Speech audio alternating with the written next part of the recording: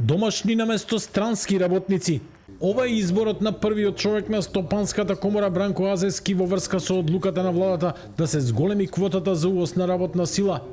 Според Азески, лошото образование во земјава е причина што немаме стручен кадар, па се повеќе се потребни работници од надвор. Сепак ова се луѓе чија цел не е Македонија, туку некоја поразвиена земја од нас, вели тој.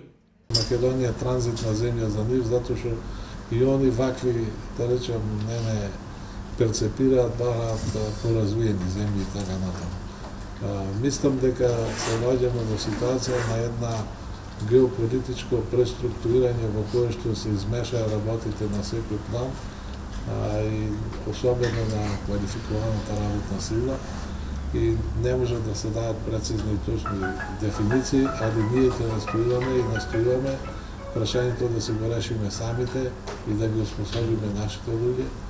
Во време кога во земјава се регистрирани околу 90.000 невработени, владата ја зголемува квотата за странски работници на 10.000 дозволи за годинава.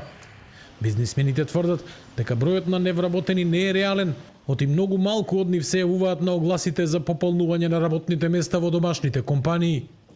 Согласно ова, пред 2 дена премиерот Мицкоски најави дека ќе се бришат невработени од списокот на Агенцијата за вработување, кои, како што рече, се дел од неформалната економија, со што за прв пат бројот на невработени ќе биде под 10%.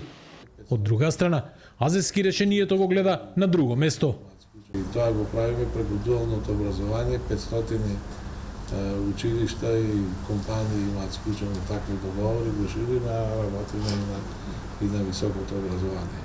Иначе, лично ако ме прашате, јас би направил ситуација во која што би го третирал тоа како прашање кое што е моментално актуелно, а би бил мотивиран побрзо да се ги решавам работите да оспособиме наш кадар.